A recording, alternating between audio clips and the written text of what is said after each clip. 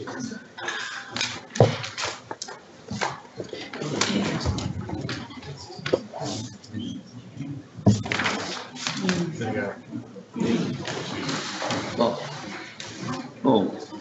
doesn't say that about much to me. NFI. Well, let's see if it's online. I'm I might swap. Yeah, that's all good. We'll just write it down.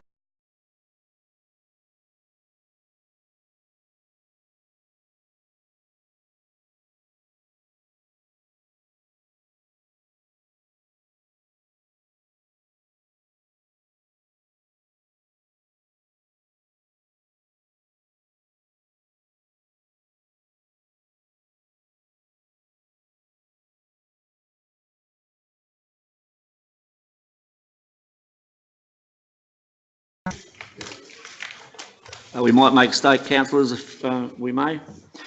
I'd like to welcome everyone to the special council meeting of Wyndham City Council this 4th June 2018. In the spirit of reconciliation, before we begin this meeting, I acknowledge the peoples of the Kulin Nation as the traditional owners of the land on which Wyndham is being built, and we pay our respects to their elders both past and present. Could you please stand for the opening prayer and welcome? We pray for guidance in the council's decision making to achieve the best outcome for the people of Wyndham.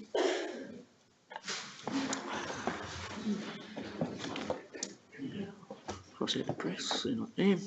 I would like to welcome members of the gallery, councillors and staff here tonight for this special council meeting. This special council meeting of council is called to hear submissions from the public under section 223 of the Local Government Act 1989 in relation to the proposed integrated plan and budget 2018-2019. Some of you may have seen notices in the foyer, but for those of you who didn't, I would like to make you aware of the following. This meeting is being recorded and live streamed on the internet. The recording will be archived and made available on Council's website. Whilst all care has been taken to ensure that your privacy is maintained, please be aware that your presence may be recorded. Item 2 on the agenda is apologies. Madam CEO, any apologies to be noted? Through you, Mr Mayor, we do have 2 apologies this evening, one from Councillor Henry Barlow, who's on a leave of absence as we speak, and also from Councillor Josh Gilligan, Mr Mayor. Thank you, Madam CEO. Councillors, can I have a mover, please? Councillor John Gibbons, seconder. Councillor Kim McElhaney. It's all right, it'll come out in a minute. Any discussion, councillors? All those in favour? Against? The motion is carried. Item 3, declaration by councillors of disclosure of conflict of interest, conflicting personal interest in any item of the agenda. Councillor, does anyone wish to declare any conflict? No? Thank you. Item 4 is officers' reports. Item 4.1, hearing of submissions regarding the proposed integrated plan and budget 2018-2019. The report commences on page 3, the recommendations on page 3, and the attachments are on page 6 to 32. Councillors, can I have a mover, please? Councillor Tony Hooper, a seconder, please. Councillor Walter Villan-Gonzalo. Any discussion, councillors? No discussion. I put it to the vote. All those in favour? Against? The motion is carried. Councillors, I need now a motion to suspend standing orders, please. Councillor Hooper. I'd like to move a motion that the standing orders be suspended to hear submissions on the proposed integrated plan and budget of 2018-19. Thank you, Councillor Hooper. Councillors, can I have a seconder, please? Councillor John Gibbons. Any discussion, councillors? Being no discussion, I put the matter to the vote. All those in favour? Against? The motion is carried. This meeting has been called to hear public submissions on the integrated plan and budget 2018-19.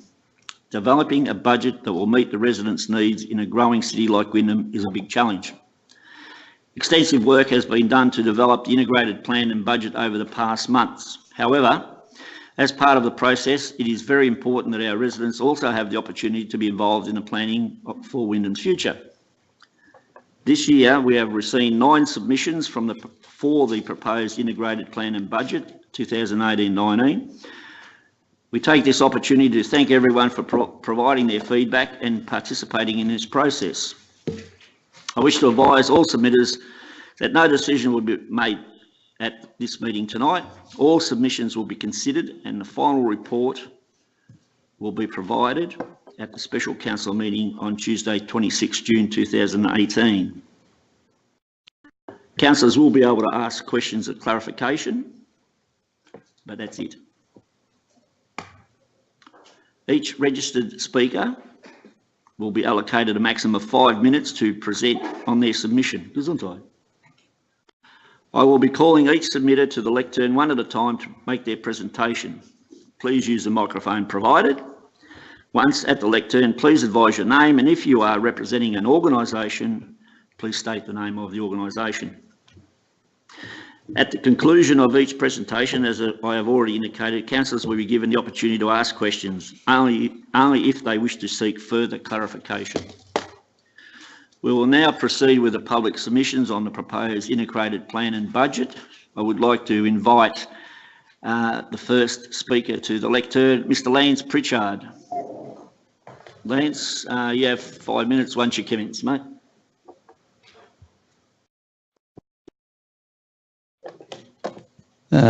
Mayor, councillors, council officers, in this submission I've nominated 12 sites of historical significance along the Werribee River.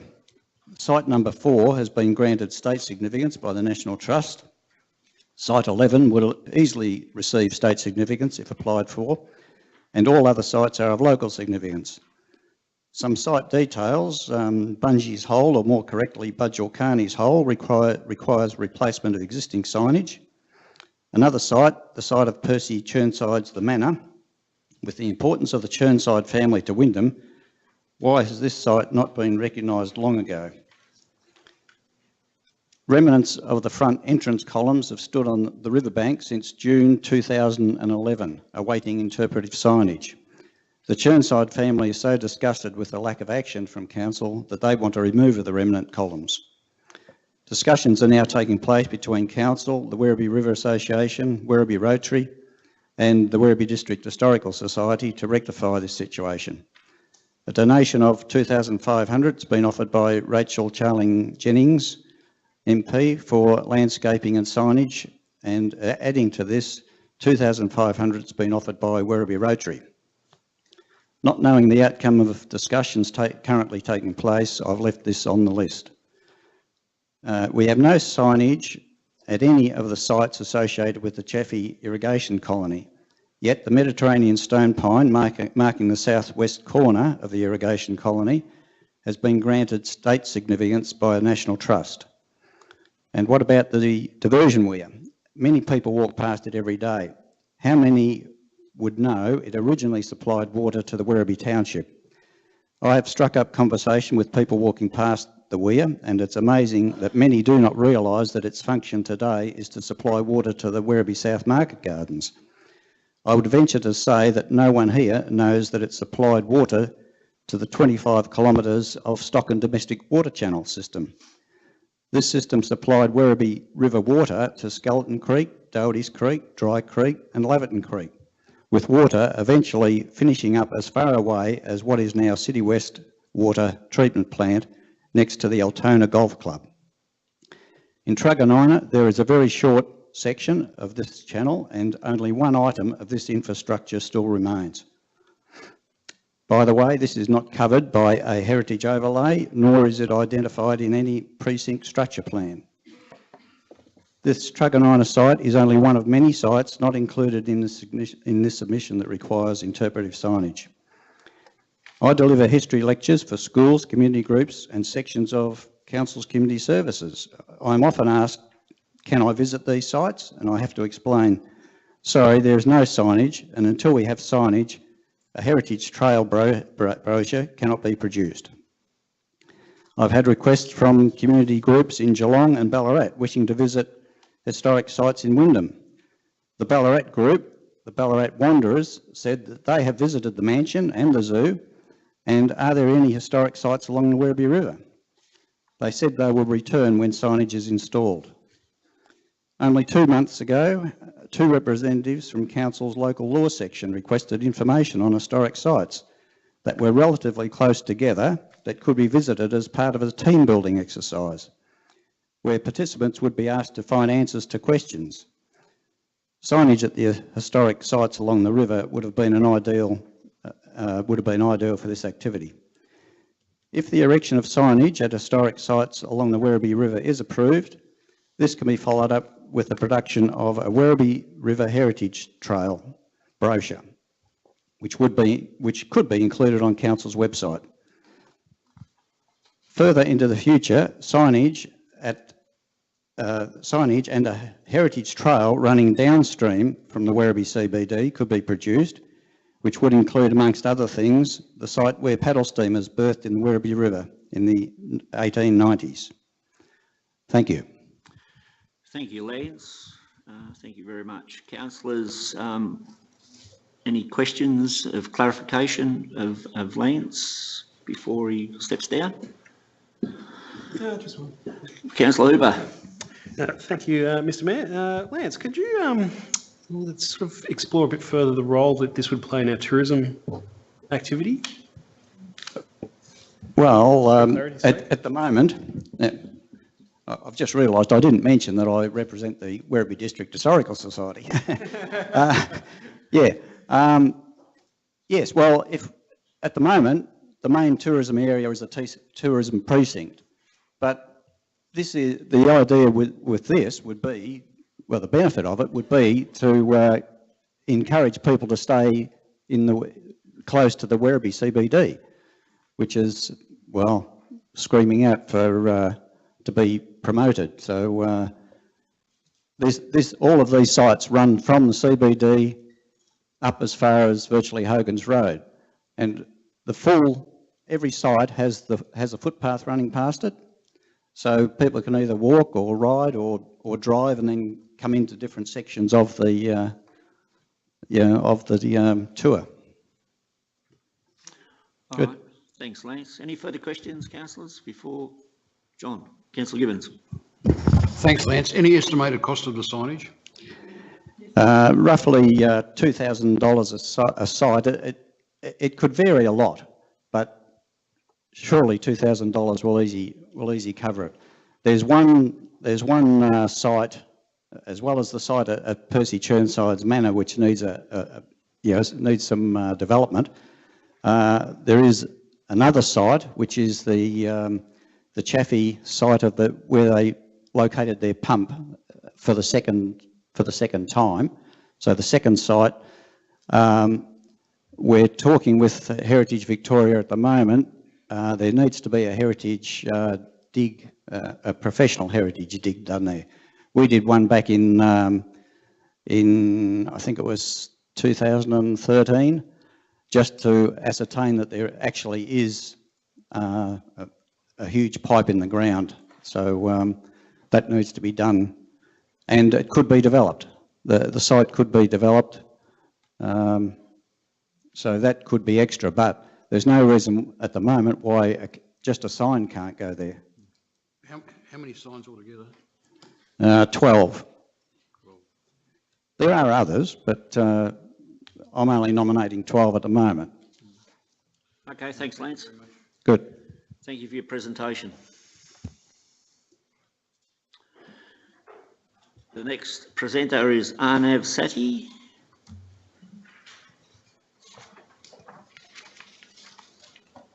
Thank you, Arnav.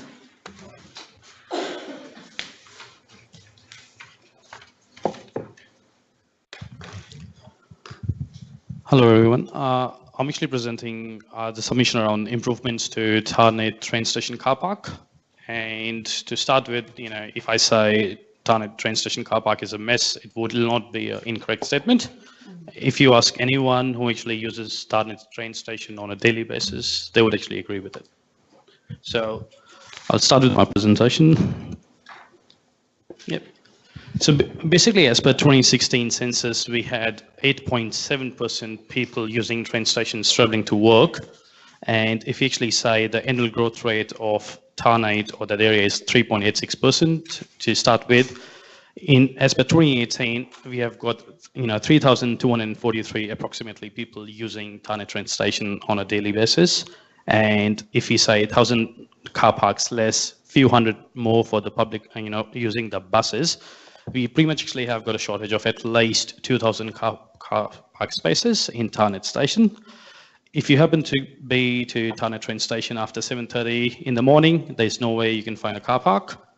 If you happen to use the bus, the buses are not actually aligned. So basically, I happen to use, let's say, 7:30 bus in the morning, and if I miss my connecting services in the evening, either I have to wait 40 minutes, 35 minutes for the next bus service, or my best bet is taking an Uber. As a normal person working 9 to 5, I can't afford to have Uber every day, commuting at least one way to my, from train station to my place. Having said that, we actually have got around 63.6% people using cars traveling to work. If the car park spaces shortage is there, it means that figure will gonna increase based on the population increase happening in Tarneit or Wyndham area. So that actually implies that we would be putting more, congestion on our roads. Moving on to my next slide. The other thing with the Tarneit car park station is, if you see the Leeks Road side of the car park, we only have got 4 spots for picking and dropping people off.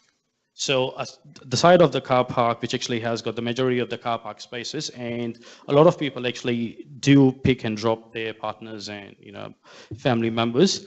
In that scenario, 4 spots for picking and dropping of people, during a peak time, it's just inadequate.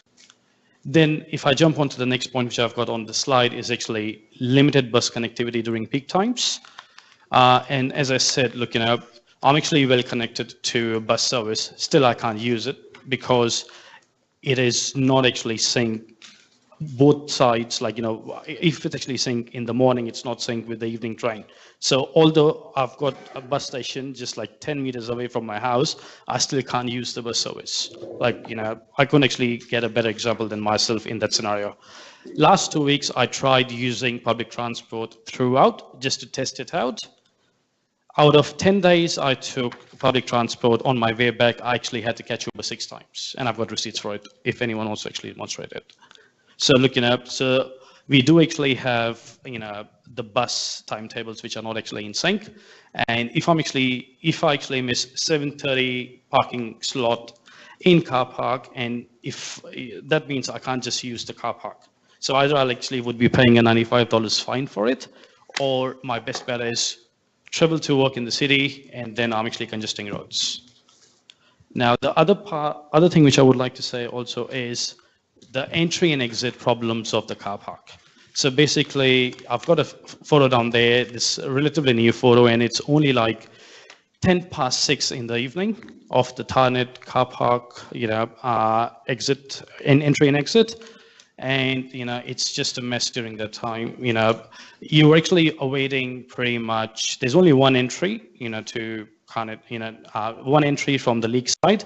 And it won't be very, not long in the future that you might actually have someone bumping some of the cars, because the moment people get off the train, the first thing they do is run to their car, start their car, and then sped away. Our pedestrians, like many times you'll see pedestrians, just being neglected while crossing, the Tarneit train station. So as I said, I won't be really surprised if something happens in that car park in the next couple of months' time. It's really going, you get off the car and train, and all you got to do is run and race. Look, from council's perspective, please. Nev, sorry, come again? could you sum up, please? Yes, all right. So look, there's actually a couple of possible solutions. I actually know Wyndham Council has been advocating for it for quite some time, but if I actually go through it, there needs to be options and analysis, at least from a perspective of a multi-level car park at Tarneit station, increase bus frequency during peak times, increase bus coverage. Maybe it's a loop within the Tarneit, so a lot of people can actually, not really everyone travels from Tarneit to Hoppers Crossing or Tarneit from Williams Landing. A lot of people are actually looking for a sort of a loop service which can actually exist within Tarneit. It covers the Tarneit. possible redesign entry and exit. We all know, that Triguna and Tarnet West train stations are a far better in future. So I would actually really ask council to advocate a bit more harder on these possible solutions. Thank you, Arnev. Councillors, are there any questions of clarification from Arnev? Councillor John Gibbons. What steps have you taken to acquaint the state member of your problem up there? All right. Look, in terms of the state members, I actually have put it this way. Actually, from the perspective of the state members, I haven't really done much because I actually have approached state members on previous issues, on previous times, and I have not been given, I haven't been looked upon. I actually started a crime petition a long time back.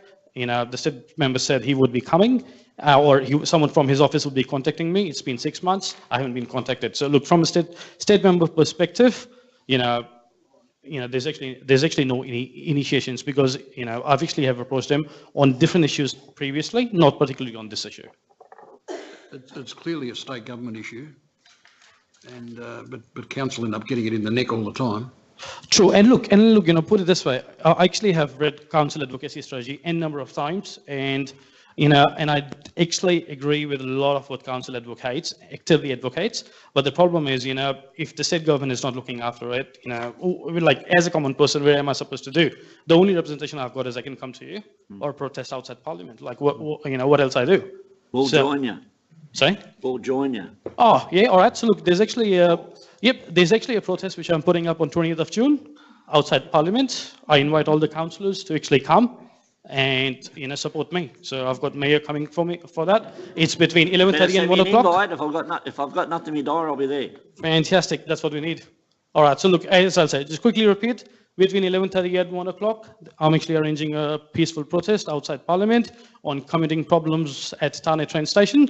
And I actually have interacted with Parliament office just today itself, so that's exactly what's happening. So I invite all of you guys present here as well, come and, join the protest. Thank you.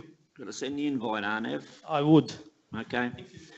Any further questions, Councillor Khan?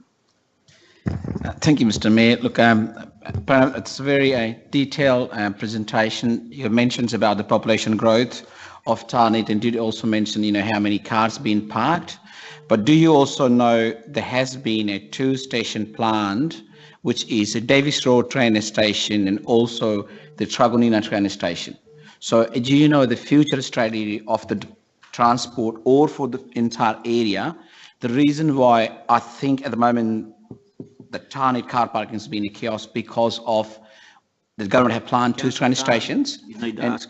Yeah, my question is now, do you know that, have you considered once the Davis train station will build, there will be no need for the multi-category car parking because then that would take a pressure off? Look, all I'm actually after is a holistic approach. If I actually go with the train stations, I don't see any train stations in next 4 to 5 years.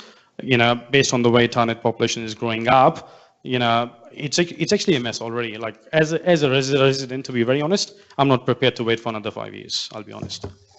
Well, thank you very much. Then we'll join you in Parliament at protest. Fantastic. Thank you. Councillors, any further questions of Arnev before he steps down? Thank you very much, Arnev, for your presentation. Thank you. Much appreciated. The next presenter is Christine McPherson. Christine, we're all yours, sort of.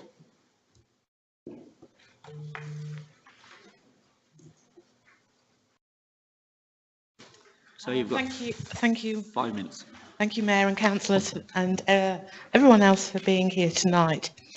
I'd like to establish the basis for our submission for an indoor sports and recreation facility and a learn to swim pool for our suburb. Nobody would argue against the benefits of physical and recreational activity, and everyone, all Australians, should be given the opportunity to learn how to swim.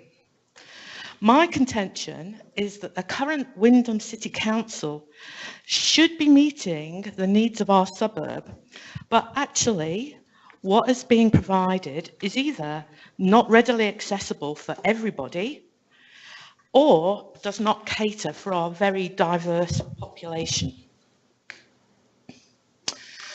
So why does Point Cook need better access? Well, firstly, the major investments at Eagle Stadium and Aquapulse cannot be described as either local or in close proximity to our suburb. And these are the quotes from your documents. The participation rates will be improved by addressing access to the facilities near to homes. That's put up by the Women's Sports Foundation, because one of the major barriers to women participating is that any distance that they have to travel on their own at night is actually a barrier. Time and time again, in all of the literature, the barrier to participation is time and distance, particularly for women and people without independent transport. And I'll also point to another of your documents, hot off the press, about disability and families being able equitably to access the facilities. The public transport links from Point Cook to these facilities are poor. If you try and do Google Travel at different times of the day or at weekends, travelling from Point Cook on public transport can sometimes take 3 or 4 changes and an hour and 20 minutes upwards, one way. That is not accessible. The ability to swim is really important and has been recently recognised by the state government by including water safety in the education curriculum. Now, anecdotally, principals are tearing their hair out, looking for opportunities to get their young people to and from swimming lessons. One small school bus doesn't take 2 classes, doesn't even take a whole class. A whole bus, huge distractions to the curriculum. So that is a real barrier to fulfilling the requirements of the curriculum. Now, have a look at why it's important for Point Cook to have public sports and swimming pool facilities. Our population needs better access. Your document says that in the east, our suburb, activities are not as diverse as in the west and central districts. We're already behind in this, and it should be addressed. Most children participate in sport through schools, but otherwise, distance at other times is a barrier to children's sporting and recreational activities. Many of our residents come from cultures with a diverse history of different sports. Without stereotyping too strongly, where are the facilities for badminton or table tennis? 1 minute. Where are the indoors sports facilities? Nearly half the population also needs indoors hard sport facilities for their preferred activities. I'm talking about the over 49% of the population that are women. Their preferences are for dance, yoga and aerobics. Indoor activities would also be attractive to our rapidly growing ageing population too. The land put aside in Point Cook for outdoor recreation has been predominantly for AFL, soccer, cricket, rugby, etc. The urban dryland sports. Driving past these grounds most times of the day, most days of the week would indicate that for the investment, they are underutilised. If you could sum up, please, Christine. Yes. Incidentally, out of the 12 photos of people in the recently published Sports Strategy 2045, one shows girls playing netball, one shows a man and a woman ballroom dancing, and the other 10 show men playing sport with a couple with 1 or 2 females in it. Now, show me the money. Of course, this will be expensive. We're talking about millions of dollars. I don't deny that. But the state government in its documents is right behind this idea of shared sports facilities. And I've put in my proposal a number of ideas of where the money might come from. Who has the money? Developers and the state government at the moment. And if the Could you sum up, council please, is Christine? innovative, it should go with flow. Can I just show you the last slide? Yep. This is what can be achieved in a partnership. This was done at a fairly local school by Brimbank Council, and that is what they have. They have learn to swim facilities and also a gym recreational area that's used by the public outside school hours. Thank you, Councillor. Thank you, Christine. Thank you very much. Councillor Hooper. Thank you, Christine. Hang on, not finished yet. That facility, does that is women able to access the facility after school hours? At school hours and at weekends. A number of people have done this. Melbourne High School did this. And they, when they built their swimming pool gym complex, obviously 10, 12 years ago, it's used by outside clubs after hours and at the weekends too. It's not something that has never been trialled before. Yeah. And at the moment, the state government is really on board. We've approached Jill Hennessey's office. And the state government is really on board in terms of shared facilities. Thank you. Councillors, any further questions? Thank you, Christine, very much for your presentation. The next presenter is Bob Fairclough. Bob, 5 minutes, mate.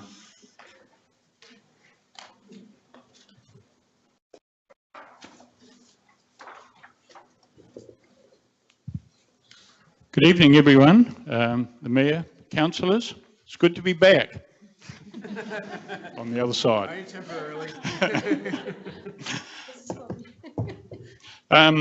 Tonight, my talk is on transport congestion concerns in the Point Cook area, and I'm doing this talk on behalf of the Point Cook Action Group. There's a number of projects there that's listed that I'd just like to talk briefly about tonight. The intersection of the Sneeds Road, Point Cook Road is a continuing issue. There is surface subsidence along Sneeds Road. There's a need for duplication of Palmer's, Dunnings and Point Cook Road. And lastly, the car parking issues at Williams Landing. One of the things I did before I came here tonight was to look up to see if we're compatible with the Integrated Transport Plan of Council. And I'm very pleased that I think we are, because the policy states that we will deliver a road transport network that meets social, environmental and economic needs of our growing community. So what I'd like to do now is to go through each of those topics in turn, keeping in mind how these interact with the transport policy of council. This intersection was, I talked about this last year when I was at the similar meeting, and it's still a major issue. And it's been going on for a number of years. One of the things that that amplifies the problem is Point Cook Road is becoming more and more congested. The figures I've got from 2011 was 22,000 vehicles per day using Point Cook Road. So it's little wonder that the cars that are coming from Sneeds Road that turn left and right into Point Cook Road take a long time to go through that intersection. We've had enormous support from the community expressing concern about this junction. We've had numerous Facebook entries saying how dangerous the intersection is. We've had Jill Hennessey running a survey showing that this intersection is one of the biggest issues facing people in Point Cook.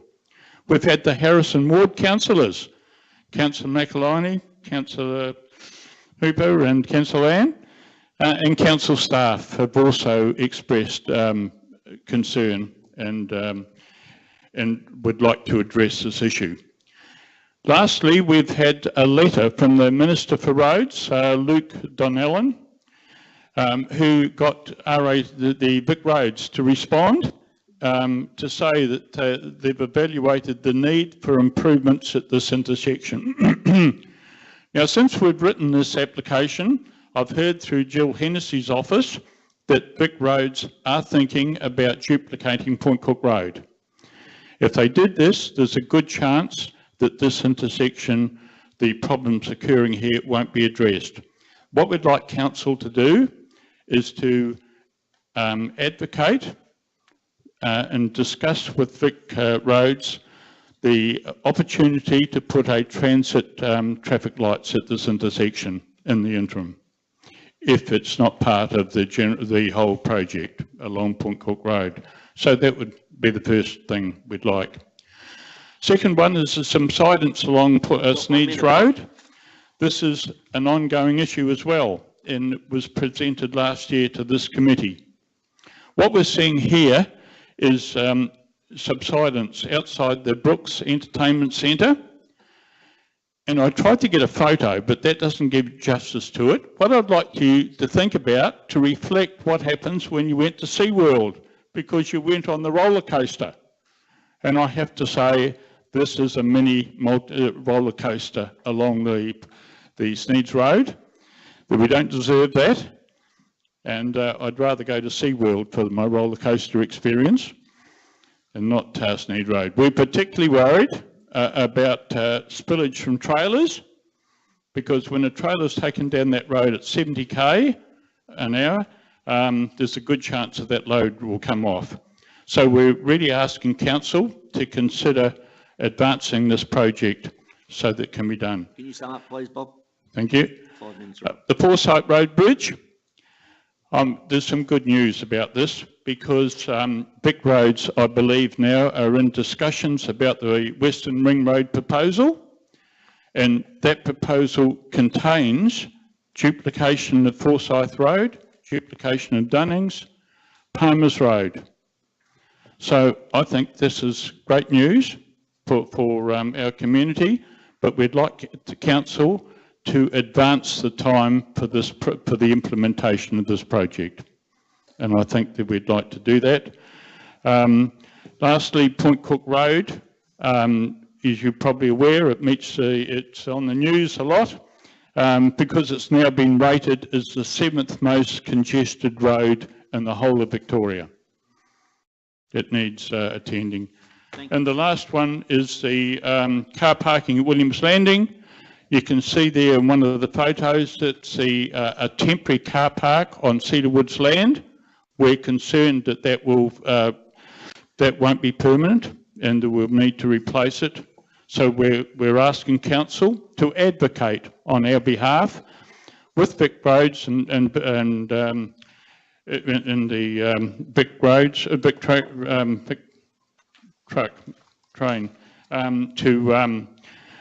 to have a look at the car parking in that area. So thank you, Mr. Mayor, for your presentation, for this opportunity. You made the presentation. Councillors, any questions of Mr. Fairclough? No question? No? Councillor McElhaney? Yes, look, thank you, Bob. As you have on a regular basis updated us with information, I can say that officers are on the first 2 items, although there's a number of items here, and we will be responding probably in the next couple of days in regards to that, because I do have an email on a couple of those issues that you've raised. Okay, thank you. Clarification, please. Particularly Harrison Ward for their support. Thank you, Bob. We'd like to continue working with them. Thanks, Bob. Thank you. Councillors, Councillor Khan. Thank you, Mr. Mayor. Bob, thank you very much for paying that, this Point Cook Road and intersection with Sneeds Road is one of the dangerous, because I've been a couple of times myself. But do you know that it's a state government road? Have you also spoken, apart from the member of Altona, which is Jill Hennessy, have you also spoken with the federal member, and also the other members, so they can have a more pressure, just rather than just going one member of parliament? All right. Well, thank you for your question. Councillor Khan. We are well aware that, you know, this is a state declared road by state government, Vic Road's responsibility, but I think council can play a big role in advocating and in assisting with the design, particularly when Point Cook Road is in the Wyndham City Council. And I think we really need to work together to, you know, to finalise the master plan and then to work out an implementation project or plan for the construction of works once it's decided. Thanks, Bob. Thank you. Councillors, any further questions? Councillor Hooper. Thank you, Mr. Mayor. So, Bob, just to be a little bit of clarification here. So, when we go in hard for Point Cook Road, you'll be on the journey all the way? Because we are certainly sick and tired of that road too, and we want to see action happening. So, thank you very much. And I think just to follow up with the question and comment, I think we need to work very closely with the Hobson Bay Council because they've got the major works at Aviation Road in Leverton, and I think there's you know, a lot of overlap with the Wyndham and the Hobson Bay Council on that particular part. Thank you. Thanks, Bob. Councillors, any further questions? No further questions. Thanks, Bob. The next presentation is Susan McIntyre and Sarah Mitchell. Ladies, you have 5 minutes. Green. Thank you, Mr. Mayor, councillors and council officers. A common thread throughout the Wyndham 2040 stories was a focus on places where people could meet, connect with each other, and just relax and enjoy. This was talked about in different ways with a focus on social connection, arts and culture, good design, and shops and business. The word vibrant was often used to describe how people would like Wyndham to be in the future. This vibrancy was described as places that provide unique entertainment, a village feel, and a nightlife. Wyndham City's vision for a healthy, livable city is a place that is future-focused and plans for sustainable development. It embraces diversity and is welcoming and inclusive. It consists of connected, vibrant neighbourhoods that provide for the cultural, social, economic and recreational needs of the community. It encourages a healthy and active lifestyle, and it supports the diverse educational needs of the community. And one that we really love, empowers the community to lead. Our community-led pilot, a 9-month labour of love, was a great example of us all working together, building with a mix of organic engagement and activities and building capacity to work together. Our community survey run on our pop-up park showed that it was 80% local residents and 16% from neighbouring suburbs, more likely from the eastern side than the western side. 70% of those who visited the town centre became because of the pop-up park, and 77% of those who visited spent money in the surrounding businesses. And a whopping 96% of those surveyed felt prouder of their neighbourhood since the pop-up park. So our ask to you is to put a permanent park on Murnong Street with a capital build contribution of $543,000. This, of course, would be less any potential contribution from state funding that we will be applying for through Pick My Project. We're also seeking from Stockland ongoing contribution for operational costs and programming, and a one-off contribution to the project to get us started. Investing in this does not mean that someone else loses out. Our example shows that clearly that piloting, testing, learning, and then executing major projects is the way to go. And we're proposing a space for all seasons. An example of year-round activities include the Salamanca markets in Hobart, where I've just come from, in the freezing cold, they're buzzing, St Kilda. And we do know that weather at any time of the year can impact on events being held, but life goes on all year.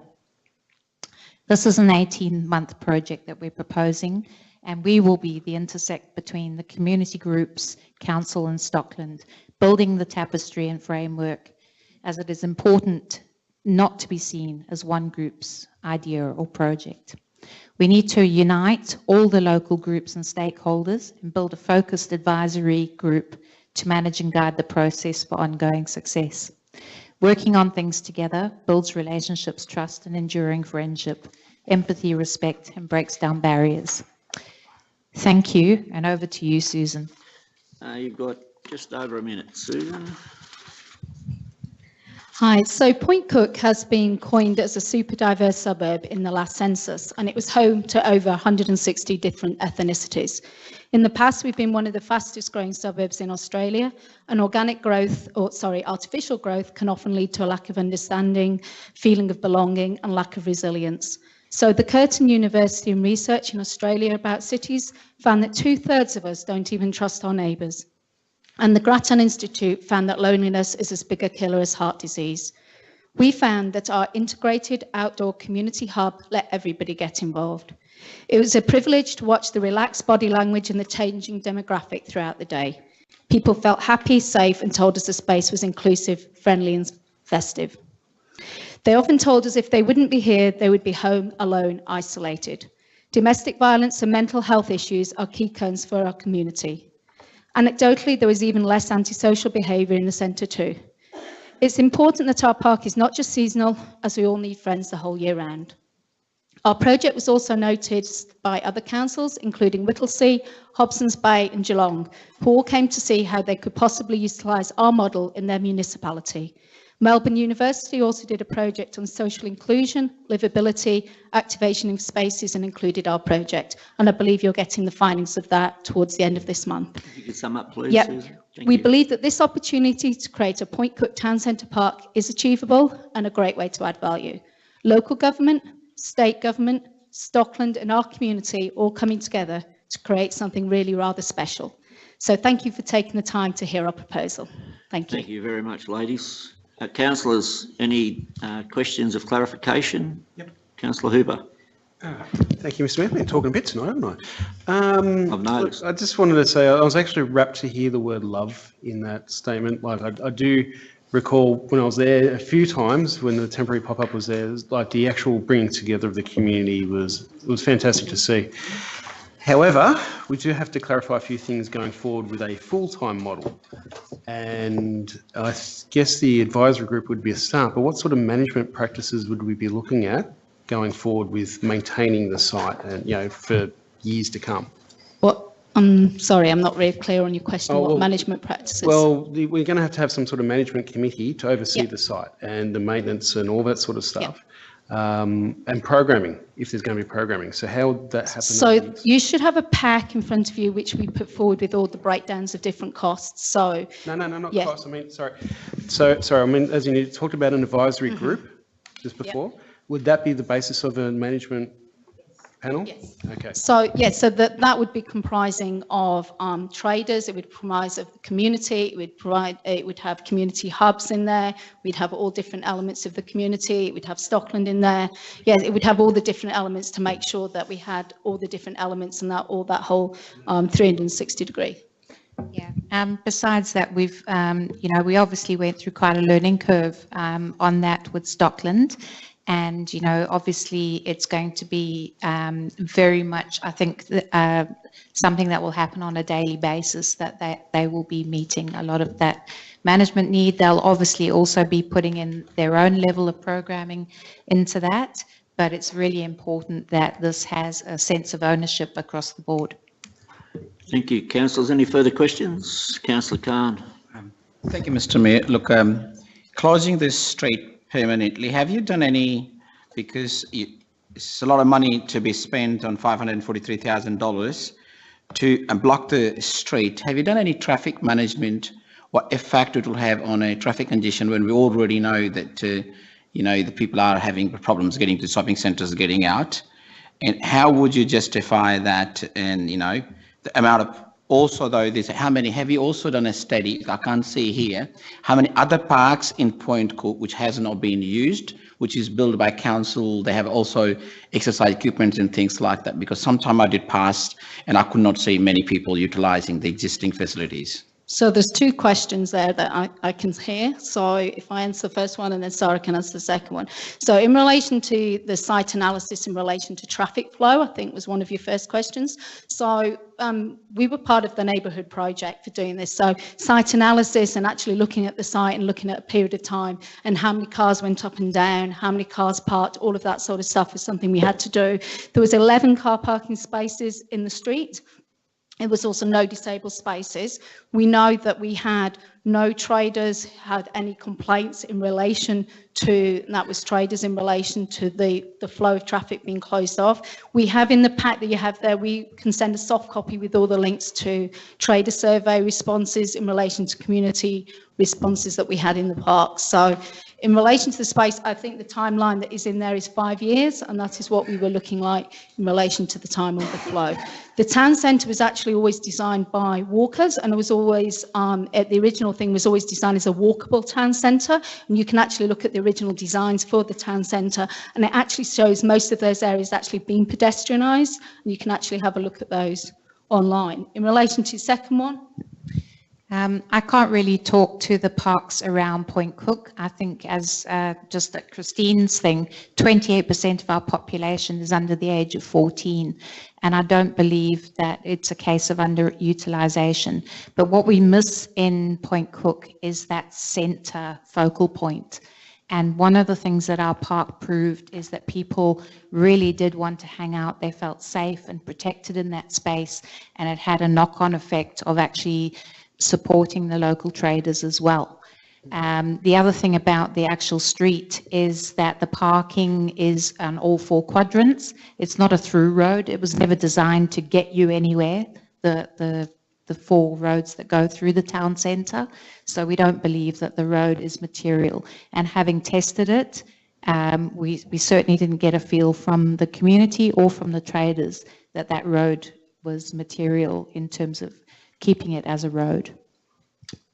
Thank you. Councillor Marcus, I believe you have a question. Yeah, thank you, and congratulations on a fantastic pop-up park. You had good figures. My question here, you've got your working budgets, your project equipment. How much are you going to ask your local business people, the shop traders, to contribute to the ongoing success of this? I think there's an add-on in terms of what they would be contributing. As you know, with the pilot, we did an awful lot of getting in-kind support and voluntary support. They will certainly need to continue to do that. For example, some of the things that we did, which were fairly low cost but really high impact, were the Dancing Under the Stars events that we did in the evening. And that would be a case of having a DJ or some live music out. And, you know, we'd obviously be working with them over the course of that 12 months to really bed down the programming and to have their input. The other side is that they're probably going to have to be investing more on their pavement culture. So, you know, they've got a lot of work to do to be able to meet the demands of the people that would be in the centre. So, you know, while we're looking to make the park active, there's going to be a fair amount of investment and work that would have to be done by Stockland and the traders to really upgrade the surrounds of the park. Yeah, and I agree with that, because if you make the traders contribute, I'm very keen on separate rates that are set upon all the business people in all the different centres. If you set a rate on them, they will take advantage of that and they will make sure that it works. Yeah, it's proven. No, we believe it's a whole of community and we certainly need their input. Good spend through the till, although I can't see it here, but it was in another piece of paper that you sent us. It wasn't a big spend from each couple that attended. It was in the very first information. Yeah, it was sort of, I think it worked out to an $18 average spend per person. I don't think there's a lot of money. Yeah. All right, thank you. Any further questions? Councillor Marcus? No? Councillors, any further questions? Thank you, ladies. Thank you very much. The next presentation is from Doug Gregg.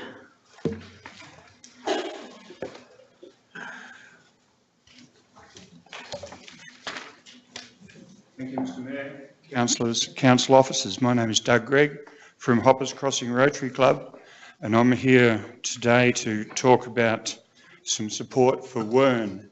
WERN is the Western Emergency Relief Network. It's a group of 9 Rotary clubs have got together, and we run a non-profit association to provide emergency supplies to people in need. The emergency supplies are furniture, household goods, white goods.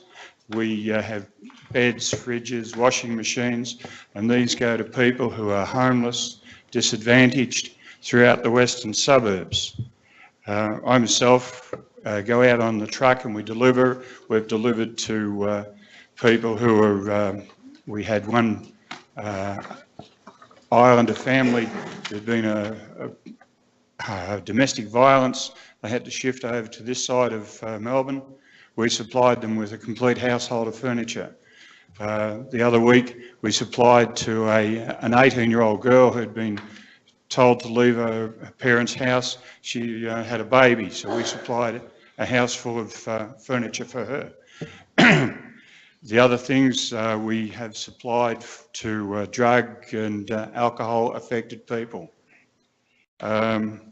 We get all our furniture from all manner of places. We've collected from deceased estates, Quest Apartments. I think it was Quest Apartments the other day gave us about 49 toasters, 49 microwaves and sets of cutlery and stuff. They were updating their stuff, so we managed to get it. We go out in a truck and collect all these goods. The whole establishment is volunteer. We have Rotarians, and we have a group of people who do all the packing of goods, selecting of goods. We make up gift packs of for a family of 4. We'll give them 4 plates, 4 knives, forks, sets of knives and forks, and package this up. They'll get 4 pillows, bed linen, etc. Out of all the materials, the only thing we seem to be buying are pillows and blankets. Obviously, you don't want to give second-hand pillows to people. At the moment, there are 9 Rotary clubs, as I said. 3 of these clubs are in the Wyndham area. It's Wyndham Rotary Club, Werribee and Hoppers Crossing. We all pay $1,000 a year for the privilege of helping these people. The rest of our money we beg, steal and borrow from grants from various foundations. We are very fortunate that the City of Melton has been helping us over the past 5 or 3 years. They've been giving us $10,000 a year. Unfortunately, our costs look like they're going to take quite a jump in the next few months because we have an establishment at Cross Street, West Footscray, which is owned by VicTrack. Well, apparently the Western Bulldogs look like they're going to be taking over the facility, so we're looking to shift, and we'll have to go out and get commercial venue. We are available to help with floods, fires and all that sort of stuff. So where's the benefit to you? Over the past few years, we've been going since 2015. The number of clients we helped in the first 2 years were 518, around about $300,000 worth of goods. We put a nominal value on the goods so that we can tell people what we do. We delivered 8,000 items. Number of volunteer hours, 4,700. 1 minute left, Doug. Right, thank you. So far this year, we've had 308 clients, $214,000 worth of goods. Number of items we've given out just this year until April, 7,355. The one thing that probably would be of more interest to you is at the moment Wyndham stands at the highest user of our services. It used to be Brimbank, but there has been a swing over the past year, and now Wyndham are around about 25% of our deliveries come out to this area. We're asking for support. I put in the submission that we would like $15,000 in the budget over the next 3 years. Anyway, that's all I have to say. I hope you can help us. Thank you. Thanks very much, Doug. Councillors, any questions of clarification? Councillor Khan? Thank you, Mr. Mayor. Can I say thank you? That was a great presentation, giving an idea how much the population of Wyndham City Council is being benefited for your wonderful program, which is you run as a non-profit association. I'm convinced the amount you're asking for. I'm disappointed you're asking for $15,000. We could ask more, because I think 25% of people using the program is really good to see that. But also the alarming say that, before was a Brimbank Council residents are using it, now it's Wyndham's residents are using it. So it have a bit of a concern and require more amount. I think program like this would be beneficial if you can give us a bit of more details. How would you be utilizing the money? And, particularly for our resident. Okay, well, at the moment, our expenses are we run a truck. Obviously, there's the truck, tyres, petrol. We have to train our staff. Just last month, we all had to go and do first aid course. Yeah. So again, we pay for first aid. We have to get a defibrillator. One of the things we've got with a whole lot of volunteers, we're actually looking at getting help from, I think, corrective services and getting some volunteers in from there. So because of that, we're now having to upgrade our facilities with regard to OH&S. There's obviously insurance, and we are going to have to look at a new premises, and we think that we'll be paying something like $30,000 a year rent. So that's the sort of thing that we're expending money on. We buy pillows, it's a couple of grand's worth of pillows a year. We buy blankets, all the other things. But that's what I can think of at the moment. Thanks, Doug. Thanks, Doug. Thank you, Councillor Khan. Councillor McElhaney. Thank you, Mr. Mayor. Doug, I just want to clarify, you actually came and did a presentation to the Municipal Emergency Management Committee a couple of months ago, of which you demonstrated that you often come out when there's fire victims as well, and give furniture, and when there's a fire, and you assist with Richard Morgaray and the emergency management section of this council. That's correct. We have also offered help down at Cobden and Colac, Cobden and Camperdown. But yes, we are available for that sort of thing. Yeah, thank you. Thank you. Councillor Marcus. Thank you. Thank you for that, and I certainly am a big favourite of the Lions clubs in this city, because you do fabulous work. Do you have a lack of goods? A lack of? Are you finding it hard to get goods to distribute to the people? Councillor Marcus. Councillor Marcus.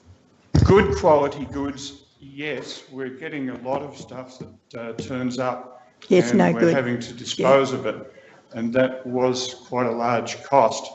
But we've somehow done a deal with Cleanaway, and they supply us with a skip. But we're always looking for decent quality materials. If you've got anything, please give us a ring. Yeah, no, well, you better go down to the Werribee Tip, because I saw some beautiful furniture go down there just recently.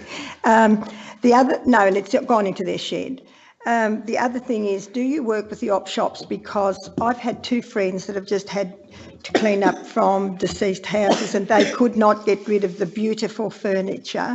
So I guess what you need is perhaps more advertising of the beautiful work you're doing, because my friend, she could not, the furniture was magnificent. It was very beautiful old furniture, but they couldn't get rid of it. None of the op shops wanted it. So I just wondered whether you worked with them so that when they don't want it, they could ring and recommend that you take it. I know one of the plans is that if we get a decent venue, there's some thought that we might have an op shop at the front of it to try and help offset the costs. Yeah. And anything that's really excellent, put it in the front and sell that. But everything seems to go pretty quickly.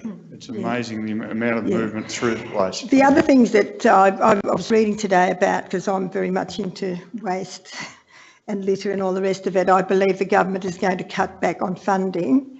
Delita D'Ambrosio has come out today and said that won't happen, but apparently what the op shops are very concerned about is that the funding is going to be cut back, which will then cost them a whole lot more money. So good luck with all your endeavours, but your work is wonderful.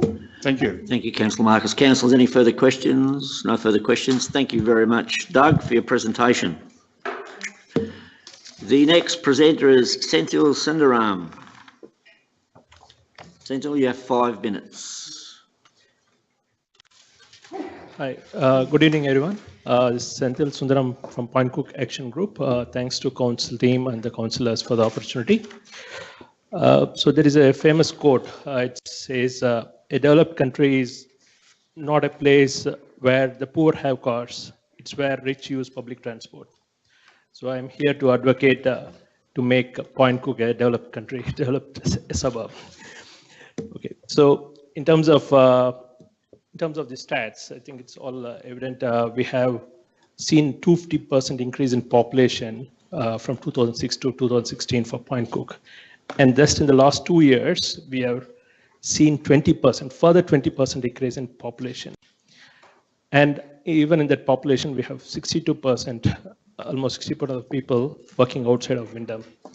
That means we need more public transport, more cars. But what is the real status is, in terms of access, we have actually as less as 5% public transport access. The maximum access level is at 25.6. All these stats are from ID.com, ID and its subsites. And what has happened is, in the last 10 years, from 5 years, from 2011 to 2016, we have seen the car patronage has doubled from to 12,000, whereas the train patronage will increase by 6,000. What is it creating is, it's creating a spiraling effect where more cars on the road, more congestion, and actually blocking the buses on the road. So, so in terms of the actual status on the PTV response to this, we have seen 20% increase in the last 2 years, but the last bus route update in Point Cook was in August 2017. It was a cosmetic update, and the next update is coming end of the year, which is very, very poor. The key challenges we are facing is there's a lot of disadvantaged people, senior citizens, kids of young families, etc. We don't have access to key spots in Wyndham, like Aquapulse or Encore Center or Pacific Ferry, etc. And we are supposed to walk just to travel between 2 shopping centers, from Point Cook Sanctuary Lake Shopping Center to Point Cook Town Center. We have to take 2 different buses and a short walk, as well as the frequency of buses is very poor. So what? Obviously, there are a lot of actions for advocacy. So we need new routes for Upper Crossing Station. We need more bus routes. We need more frequent revisions, etc. But the key thing I want to highlight is we need an innovative approach, and the innovative approach we are proposing is on-demand public transport. So on-demand public transport is nothing new. It is already a concept which is implemented in New South Wales, and it is implemented by a lot of suburbs using different companies, different apps. It's already popular. It's also implemented, it was actually implemented in new growth areas in the southeast, in Lilydale, long back, 25 years ago. It was called Telebus. And even now, there is a suburb called Woodley, which has actually a on-demand public transport supported by RSL and volunteers. So although we can say that we need PTV support for all these things, the practical issue is it's going to take a lot of time to implement all these things. So from PTV. So what I'm proposing is I need, actually Wyndham Council is very much blessed with a very progressive council who are quite innovative and smart thinking, and is also fortunate to have volunteers and led of volunteer groups, as well as corporates, which corporate social responsibility teams. So what I'm requesting from council is to act as an anchor and coordinate within all these groups and start a trial run. So that is a pilot approach which I'm proposing. So basically engage all the stakeholders using expression of interest through volunteer drivers, volunteer groups, and corporate CSR groups who can offer buses. And we can get also the priority route information from community, launch a small app which can actually decide the bus routes and also where people can book buses and use this data, run it for a couple of months. Could you sum up, Sendal? Use this data and use it as a positive business case to present it to PTV, and we'll get more quick response from PTV. So, and of course, we can extend this once we get success in one area, we can always extend it to other areas, growth areas. That is a proposal. Thank you very much, Sendal. Councillors, any questions of clarification? None? Thank you very much for your presentation, Sendal. Thank you. The last presenter we have is Nandukuma Alavanda.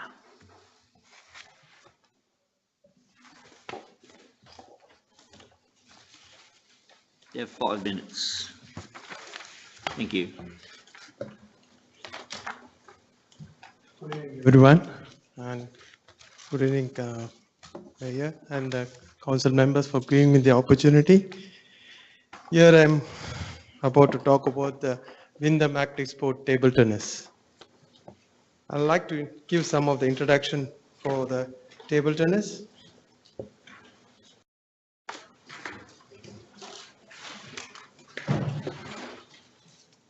We all know table tennis is a leisure and a recreation sport, an indoor sport, and a sport that makes people smart and intelligent.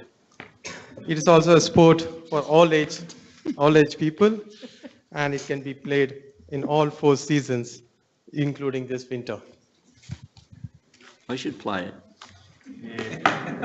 And sorry, I had to tell this because table tennis is not as popular as other games. I just like to give some of the benefits which happens to be from the table tennis.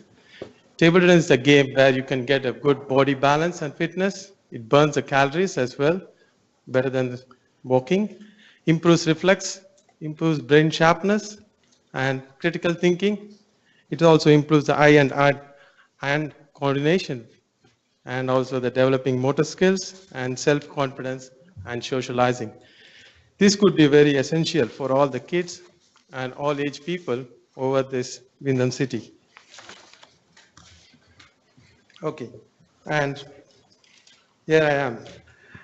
Wyndham City is the fastest growing area in Victoria and deserves a dedicated table tennis club for the benefit of the Wyndham resident. Like there are suburbs like Dandenong, Coburg, who have their own table tennis club established for themselves, and the table tennis program has to be created especially for the women and kids in Wyndham to encourage socializing, improve self-confidence, and also to lead a healthy and active lifestyle. In addition to that, public schools needs to be encouraged to facilitate the table tennis sports in the campus as well.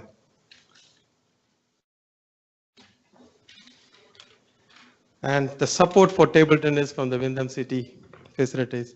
Adequate local accessible facilities for table tennis is key to promote table tennis. Some proposals for consideration below.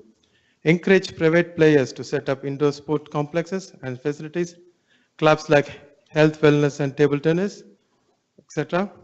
Encourage organizations such as RSLs to set up shared facilities for indoor sports, and advocate promote indoor sports complexes facilities in new estates being developed, and also advocate with state government for shared indoor sports facilities in new schools and being built up.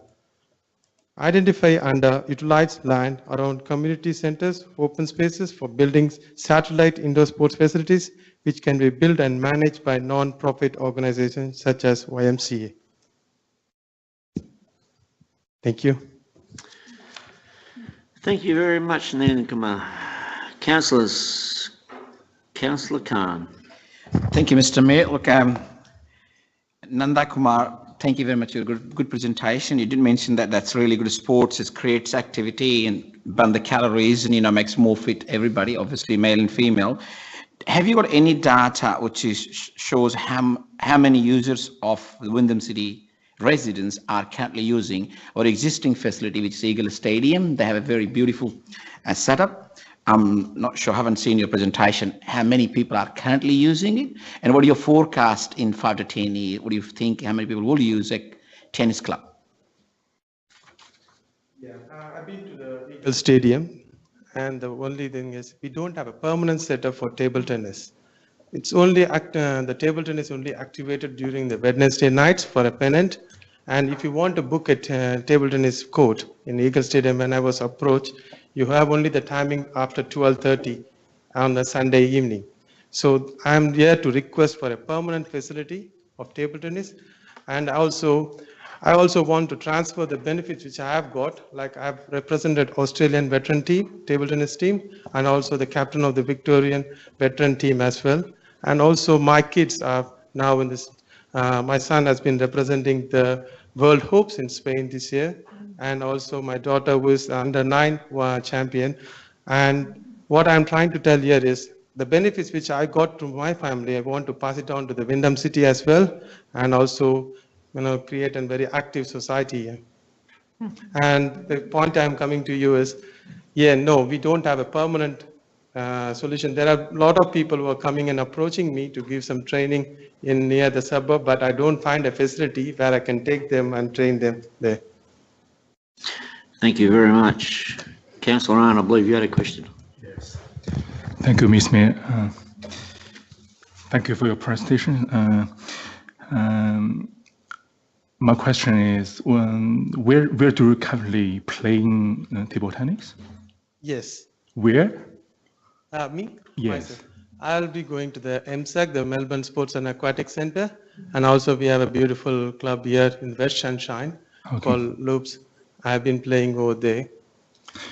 Yeah, because I know, we have a lot of tenants for indoor stadium, for indoor sports, not only table tennis, but we also have the Australian #1 ranking badminton players living in our city as well. So, I think this is a really good point, looking forward for something, like this to be implemented in our city. Thank you very much. Thank you. Thank you, Councillor Arndt. Councillors, any further questions? No further questions. Thank you very much for your presentation. So, where to from here? Council will consider the submissions as part of its final budget, seeking input from the relevant areas of Council. Council meeting will be held on the 26th of June to consider the final budget, and formal notification of Council's response will be sent to all submitters post this meeting. So thank you very much again for your presentations. It's been quite informative. Councillors, can I please have a motion to resume standing orders, please? I move a motion to resume standing orders. Thank you, Councillor Hooper. Seconder, please. Councillor Khan. Discussion, councillors. All those in favour? Against? The motion is carried. Item 6 is close of meeting. So the meeting is closed at 8:16. Thank you all very much.